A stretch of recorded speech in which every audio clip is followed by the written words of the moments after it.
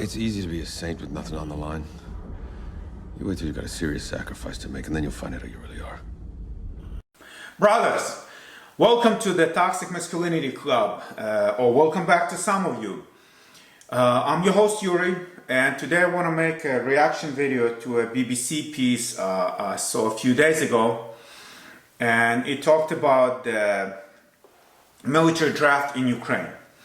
But before I get to that, I have to sort of set the stage and mention a few things. So number one, I have a dual citizenship. I'm a citizen of Ukraine as well as citizen of the United States. Number two, I consider myself to be a conservative. I'm a Donald Trump 2024 guy. And number three, I would like to express my gratitude to BBC for the truthful coverage of the situation in Ukraine. And I know it sounds kind of crazy considering that I just mentioned that I'm a conservative, but from where I'm sitting, which is in Ukraine, BBC actually tells the truth. And you know who's not telling the truth? The right.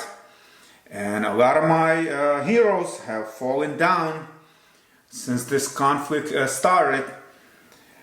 And it's sort of a trait of American politics that as soon as the party that is currently in the White House assumes a certain position, the opposition immediately jumps to the very opposite. So for example, Donald Trump trying to build a wall, and Democrats immediately, trying to throw a wrench into that. And then now Joe Biden wants to support Ukraine, and obviously all the Republicans, jumping around, and Hunter Biden, military-industrial complex. And I'm very much a person that from the very beginning has said F Ukraine. I stand on that.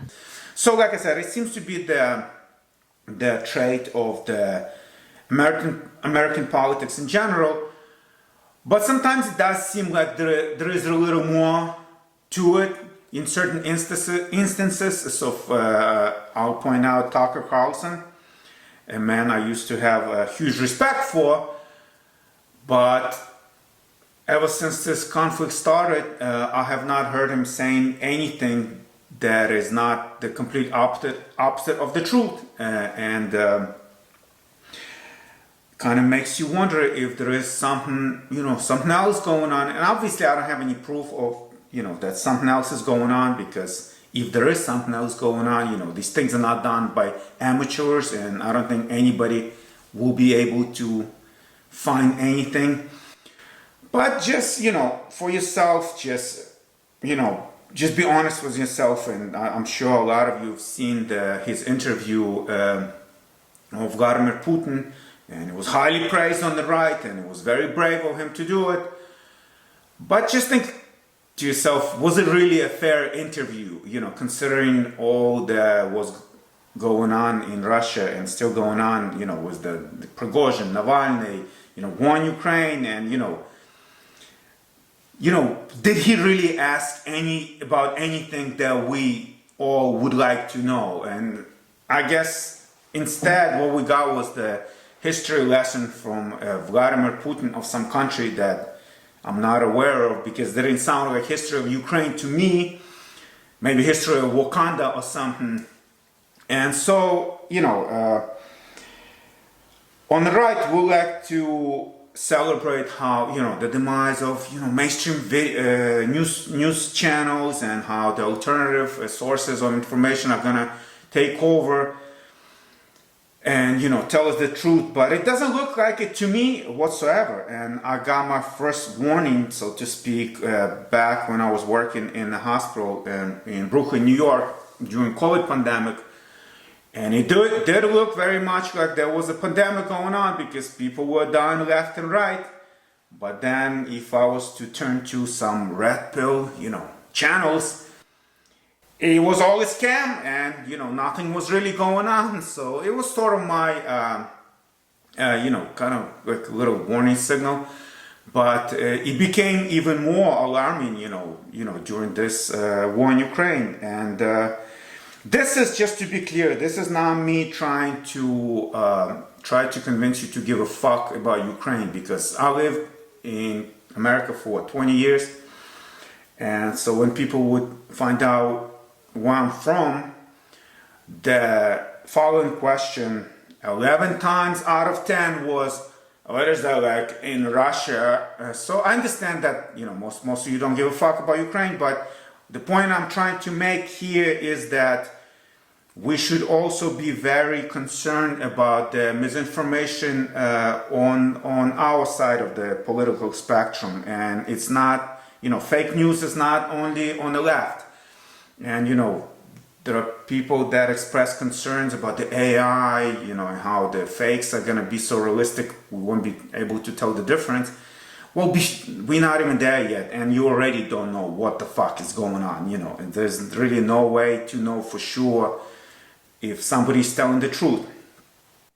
But if you are rather interested, kind of interested in the, you know, what was going on and, you know, how it all started in Ukraine in particular, I would like to point you out to yet another left-leaning, man-hating corporation named Netflix. And again, it feels weird for me to be saying this, but the documentary Winter on Fire is very much spot on. And I had friends that actually participated in those events, you know, a few years ago, and that's exactly how they described it. So what do you know? Netflix is telling the truth, and, you know, a lot of people on the right are not.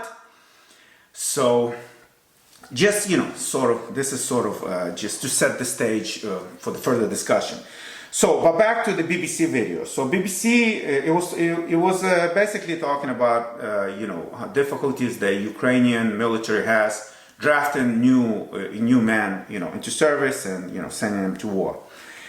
And there was nothing wrong with the way they presented it. But I can tell you that the way it's presented here in Ukraine is a little different. And I would describe it more as, you know, sort of shaming tactics and trying to shame men into joining the service and, you know, calling men coward. They're calling men they avoided cowards and that they are afraid. And so here I have to say that, you know, if you are not afraid to be drafted, you know, during real wartime and to be sent to war, well, you are an idiot, because I've seen war up close, and I can tell you that it's not quite, you know, how they present it in the movies. You know, it's a bit romanticized in the movies, but in reality it's actually kind of horrific. I've killed men, and I've heard them dying, and I've watched them dying, and there's nothing glorious about it, nothing poetic. And so then obviously the question arises, why do men still do it? It's a good question. And so I'll use my personal example. And so many years ago, me and my future ex-wife immigrated to the United States. She was already pregnant at that time. And so we had a job interview in downtown Manhattan. And so we walk into to the job interview in downtown Manhattan. And next thing you know, we observing Twin Towers collapsing right in front of our eyes. And so my proper upbringing kicked in, and, you know, honor, courage, duty.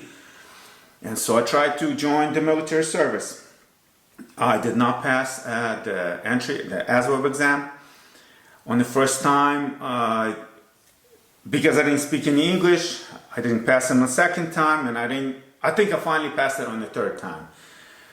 And just to give you an idea how much English I still spoke at that time, I actually thought I would join in the army, but it turned out I joined the Navy. True story.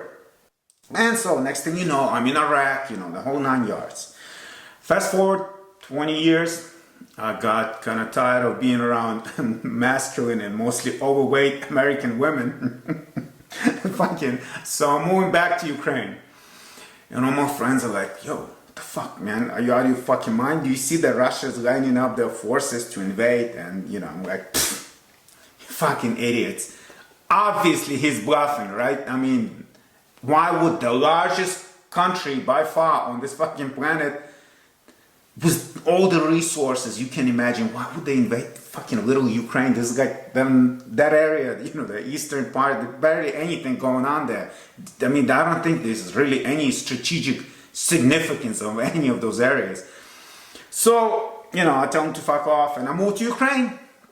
And so one morning I wake up and I'm walking to the gym.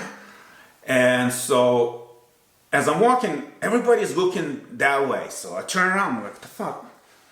And so my city's on fire. It was actually raining that day. And so what I thought was the thunderstorm were actually ballistic missiles landing on my city. And so, you know, honor, courage, duty, the greater good. And so I'm trying to, once again, join the Ukrainian military. And it was a huge line. The Ukrainians are actually pretty patriotic because if you just look at our history, we are constantly being invaded by some neighboring country. I mean, we just can never get a break in this country. And so, huge line. I was there for 3 days, despite, you know, being cold as fuck. And, you know, obviously lots of time to kill in that line. So I'm checking on some of my friends, you know, because these are unusual times. And so talking to one friend of mine, hey, yo, what are you doing? Yeah, I'm doing disability. What the fuck? Talking to another friend, yo, what's going on? What are you doing? Yeah, I'm becoming a caregiver for my elderly parents. And these are friends that I know my whole life. Talking to another friend of mine, what are you doing, man? What's going on? Yeah, I'm getting enrolled in college. Yeah, you get waiver from the draft if you go to college. And this is the fucker that went to college with me like 100 years ago. He's getting his third degree by now. And so I'm like, yeah, okay, but well, at least those men were not allowed to leave the country. But you know who did? The women. The images of people fleeing all seem to be women and children, while every able-bodied man in Ukraine is sticking around to fight and maybe die. And not only they were allowed to leave the country, they were sort of the word escapes me, incentivized. And because a lot of European countries offered, you know, significant payments to the Ukrainian refugees. And this is not to make fun of that situation, because a lot of those people were actually real refugees and they did lose everything during the conflict, even from the start.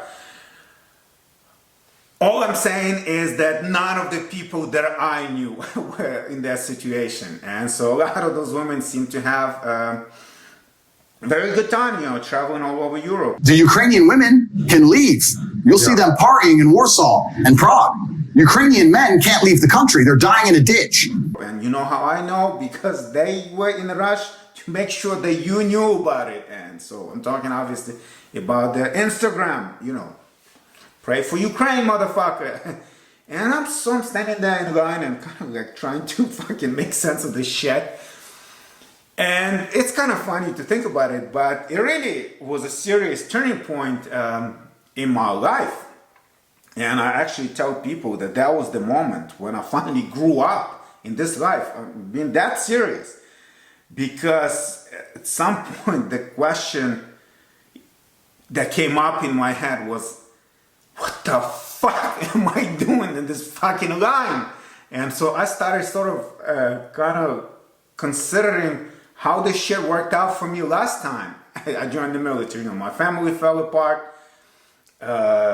I had people fucking telling me to my face that we should have never invaded fucking Iraq, and we were killing babies and taking advantage of their women. And even to this day, you know, there's like a fucking handful of people that remember to send me greetings on the Veterans Day, if you don't count the guys that are also served in the military, because that doesn't really count. Because then it's like, oh, happy Veterans Day. But otherwise, it's like a handful of people that do it. And so, as I was, you know, going over that in my head, you know, I kind of left the line and I went back home. And in fact, that's how this channel got started. And it's a complicated topic, guys, even though I'm sitting here laughing a little bit. Because on one hand, this is not something to be proud of. But then on the other hand, I can't say that I regret doing it. And so for the past more than 2 years now, I've been sort of trying to make sense of this in my head. What the fuck is going on? Like, am I a coward? Am I an idiot? You know, or am I finally getting smart? And so this is in fact, you know, the gist of this video. You know, the analysis that I'm about to share with you. And although I'm not a historian, but if you think about it, it's really not that difficult to see how many centuries ago, the societies that would embrace values such as honor, courage, duty, would prevail over societies where every man was for himself. And on top of it, the man that would display, you know, especially high levels of honor and courage and the rest of it would also be praised by the fellow, you know, soldiers, and it would sort of elevate them in, you know, in that particular tribe, which would grant them access to the women. And so you could see how those values would propagate over time, and, you know, those men would call them alpha, would become alphas. Yeah.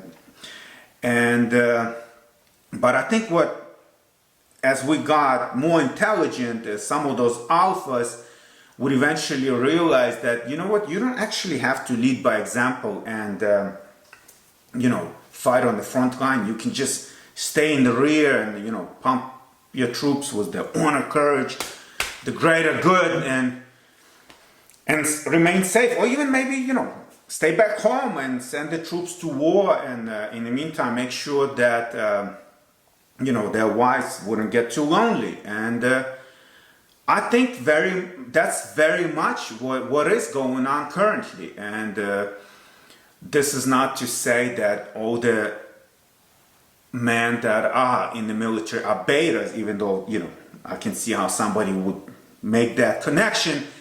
Jocko Willink doesn't look like beta to me. But with that being said, how many sons of congressmen or senators or billionaires join the military? So it's, maybe they are not betas, but it's not the game for alphas either. So, you know, you tell me. And I think that really is the sort of the explanation why so many men in Ukraine currently refuse to join the military. Because more and more men, and I think it's probably around the world, are starting to realize that, you know, all this honor, courage, commitment is kind of, you know, it doesn't have that great of return on the investment. And, you know, it's not even to say that they're making this analysis that I'm trying to present to you here, but, you know, you don't really have to.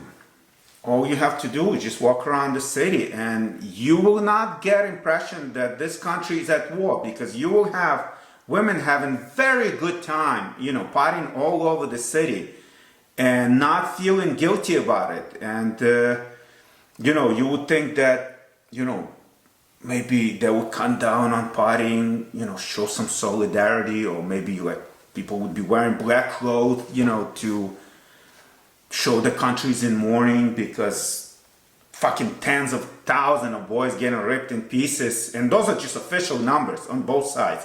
So who knows what actually going on. Every single military-age man is dying in the mud. Who gives a shit? Nobody. Who cares? No one. The women probably have new men by now. But if you talk to some of those women and kind of get their, you know, just to see how they contemplating this for themselves, you know, first of all, the first thing you will hear is almost 100% that, you know, don't you know that like 10% of Ukrainian servicemen are women? Well, first of all, I don't believe that, okay? And even if it was true, you know, first of all, we have to still recognize that they are voluntarily, unlike it is for men. So, you know, the obligation is for men, the choice or the rights are for women. But on top of it, I think we also have to recognize that there is a difference between serving in the military and fighting in the military, fighting at war, because, you know, you could just look up the percentage of KIAs killed in action, you know, of war in Iraq and Afghanistan, and what percentage of that are women, and compare that to the percentage of women in American military, and that should tell you, you know, what I'm trying to get, what I'm getting at here. And I'm sure when, you know, this bullshit is finally over and those numbers come up for Ukraine, it won't be much different. And, you know, I can already hear some feminists screaming that, oh, it's a fucking patriarchy, those women would love to be on the front line. Well, I don't know about that, because when I was graduating from field medical school, and all the guys were getting assigned to the infantry, Marine Corps infantry units in the United States, and all the women were getting assigned to the support divisions, I don't remember any of them complaining like, oh, I'm just as qualified, send me to fucking war. That I never heard that. So this is just, you know, a little side note for the passport bros maybe that are watching, that, you know, that thinking about coming here to find a traditional woman. Well, yeah, think again, because I think there is a confusion between a feminine woman and a traditional woman. So traditional women are feminine, but just because a woman is feminine doesn't necessarily mean that she's traditional otherwise. And I think this is exactly what's going on here. These girls are feminine and they are beautiful just by virtue of not being as fat as some of the, you know, women in other countries. But they are very much progressive, and I would argue that feminism in Europe somehow seems even more pernicious. So some of my friends have daughters that are teenagers, and when I just came here a couple of years ago, and, you know, during certain discussions, it was very shocking for me to hear how much man hate is already installed in their heads. And, you know, it almost, this might sound crazy, but it almost seems that the feminism is turning into some fucking pro-lesbian propaganda where these little girls already hate men that they really don't have any experience with yet. And so it's really not that surprising that more and more girls in the West are identifying as, like, what is it, fucking bi or lesbians or whatever, you know. I don't even know what non-binary means really. But yeah, so, and this is not even, you know, so just, as I said, this is just for the passport bros, but this is not to hate on Ukrainian women, by the way, because it wasn't that much different during war in Iraq back in the United States. And as some of you might know, the divorce rates for the military are much higher than for the civilians, which is already very high, and none of you idiots should be getting married, but you still do. And for those of you who did, despite my advice, you know, some friends of mine, I'm glad you're having a little difficulties, because I told you sons of bitches not to do it. And even though you didn't say it to my face, I knew that you were thinking it. Oh, just because you couldn't hold on to your woman, blah, blah, blah. Congratulations, you played yourself. Congratulations, okay? But as I said, the divorce rates for the military was much higher, and when guys were deployed overseas, the infidelity was rampant, and, you know, it was sort of well known, and I don't know how I know about it, but, you know. And so it kind of makes you wonder, what the fuck, like, you know, in society where it's all about honor, courage, you know, the greater good, how, you know, you would think that the men that are serving in the military, this is the cream of the crop. Like, I mean, what can be more courageous and honorable than risking your life for some fucking, you know, the greater good? And but if you think about it, it's really not that confusing, because for those of you like me who have a daughter and a son, we all know that the honor, courage, and the greater good, duty nonsense is strictly for boys. Girls don't get any of that propaganda whatsoever. And we only tell boys, do what's right, but we tell girls, do what's right for you. And so it's no wonder they don't really give a fuck about some veteran getting blown up and coming home in a wheelchair.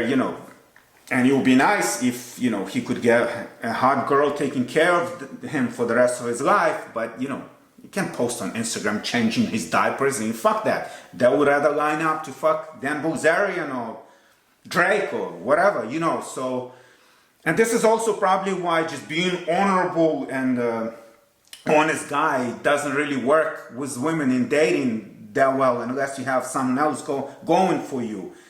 At least now with women in their 20s, they'll get back to you in their 30s when they looking for a good man, which is other way of saying that alphas are not trying to fuck them anymore. And this is, I know some of those women, and this is a hard pill to swallow for a lot of them, even for the ones that don't have trouble swallowing otherwise. Fuck.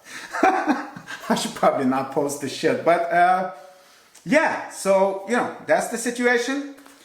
And so is there any solution? Realistically, I have no fucking idea.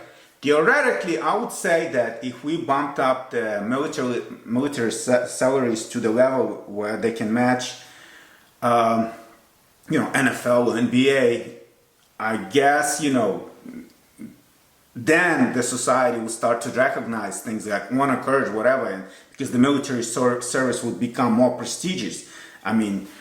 But obviously, like I said, this is not realistic, especially for Ukraine. The country barely has enough money to function as it is. But for those of you in the West, what you should be maybe considering is that if we decided that women are strong and independent enough to serve in the military, if they want to, perhaps they should also be obligated, to participate in military draft if it comes to that. You want to be equal, then you have equal responsibilities along with those equal rights. And those responsibilities are literally everything. How is it that today men are required to sign up for the draft, but women are not, but women expect full civic privilege? Obviously, those few of you that's still listening already immediately dismissed what I said, because you're now like, those MRA losers. We've got men's rights. Shut the fuck up. Stop. Because, guys don't have that communitarian trait the way women do. You start talking about abortion and they fucking go crazy, start flashing their tits. But guys don't have that. It's like, oh yeah, somebody else will take, will do that for me. So, I can just tell you that when it does happen and they come knock on my door, on your door, like it can happen at any moment for me right now. Any moment, there can be recruiters coming to enroll me in the military, and it's gonna be, it's gonna be too late for me to talk about the equality when they come and how women should be, drafted too. Just like it's too late to talk about how unfair divorce laws are when you're in fucking family court. It's too late for that. And so this is why I do advocate for the Toxic Masculinity Club rules that, which is sort of like a knockoff of the Fight Club rules that are made. But I do believe that, let's say, if by miracle, guys decided one day, for example, nobody's getting married in the United States. One day, 0 marriages happening. Maybe it would force, the legislative system to reconsider some of the family court laws. And it could be the same for the draft. If people stop joining voluntarily and, they will have to figure out how to get people in the military, maybe the question would come up like, oh, should the women kind of join? So obviously, speaking completely hypothetically here, because nobody's gonna do it, but what I hope you do take from this, from all this talking I'm doing here, is that outside of your family and maybe some close friends, nobody fucking entitled to your honor, to your courage, to your duty, to the fucking you sacrificing yourself for some greater good. Fuck that. Okay? So at least take this. Because, like I said, this is strictly for boys. Nobody else gives a fuck about any of that shit. And society as a whole, I would say, is very much unappreciative of those values. And so that's sort of, you know, the main point that I'm trying to make in this video. But to finish up, I guess I would like to say thank you to the BBC for truthful coverage once again of the situation in Ukraine. I would like to thank you all the Western countries for the support, because without it we would all be gone, no question about it. And if you do want to support me personally, check out my books on Amazon. Fit in 1 Year and Big and Strong Without Steroids. These are good books, guys.